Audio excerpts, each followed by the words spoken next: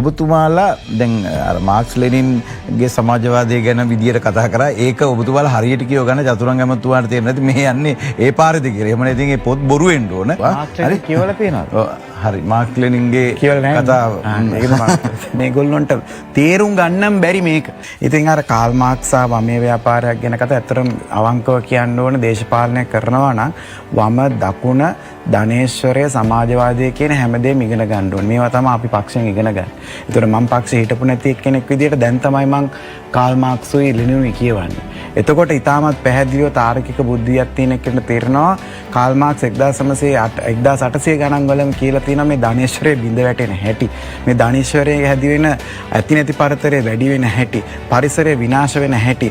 ඒකට විකල්ප ආර්ථික සමාජ ක්‍රියාවලියක් අවශ්‍යයි කියන එක කාල් මාක්ස් කියපු ඉඳ තමයි අදටත් කාල් මාක්ස් ස්ටඩි කරන්නේ මිනිස්සු ඉකොනොමිකලි.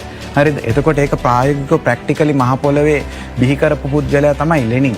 එතකොට ඒ දෙන්නගෙන් ඉගෙන ගන්න දේවල් මේ අපේ රටේ දේශපාලඥයන්ගෙන් අපිට දශමයක්වත් ඉගෙන ගන්න නැහැ. ඒ නිසා තමයි අපි ඒ චරිත සහ ඒ දේශපාලන ඉතිහාසය කියවලා ඒකෙන් පන්නරයක. ලෙනින් හෝ කාල් මාක්ස් මේ සියල්ලම විශ්වාස කරේ සාධාරණ සමාජයක්, පන්ති නැති සමාජයක්. ඒ සඳහා තමයි අපේ දේශපාලන ව්‍යාපාරය ගොඩනගලා තියෙන්නේ. එතකොට මේ ගමනේ යනකොට ලෝකේ යන සමාජ පරිවර්තනයක් තියෙනවා. අර නොදියුණු ධනේශ්වරයෙන් දියුණු ධනේශ්වරයට සමාජවාදයට සහ කොමියුනිස්ට්වාදයට තමයි ලෝකේ ගමන් කරන්නේ. මේ විශ්වාසය අපිට අදටත් තියෙනවා. ඒතර චීන ගත්තොත් එහෙම චීන කොමියුනිස්ට් රටක්. ඒ වුණාට ධනේශ්වරයේ තියෙන ටූල්ස් ටික හොඳටම පාවිච්චි කරලා ලෝක ශක්තිමත් ආර්ථිකය බවට පත් වෙනවා. වාමීය දේශපාලනයේ සමාජවාදය කියන්නේ අඛණ්ඩව වෙනස් වෙන, අඛණ්ඩව වෙනස් වෙයි හැකි, අඛණ්ඩව වෙනස් වෙන්න පුළුවන්, නව දැනුම අත්හදා ගන්න පුළුවන් දේශපාලන සංස්කෘතියක්, දේශපාලන ව්‍යාපාරයක්. අපේ එකම වෙනස තියෙන්නේ අපි පෞද්ගලික අරමුණකට නෙමෙයි චතුර දේශපාලනය කියන්නේ මේගොල්ලන්ට තේරුම් ගන්නම් බැරි මේක. තේරුම් ගන්නම අමාරු මේ කැලේ. ඉතින් ඕගොල්ලන්ට කවදාත් මේක තේරුම් ගන්නත් බෑ. ඕගොල්ලන්ට අපි වගේ දේශපාලන ව්‍යාපාරයක් ගොඩනගා ගන්නත් බෑ. අවසාන වශයෙන් මම එකක් මතක් කරලා යන්න. චතුරම 1994 මට වාසනාව ලැබෙන අවුරුද්දක් එංගලන්තේ ලිවර්පූල් වලින්.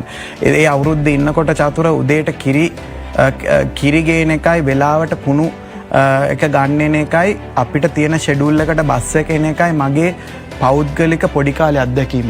1994 මම ගිය සතියේ තමයි චතුර ලංකාවේ මෙට්‍රෝ බස් එකට ඇප් එකකින් ගිහිල්ලා වෙලාවට හරියට මගේ හෝල්ට් එකට ගිහිල්ලා රාජගිරියට ගියේ.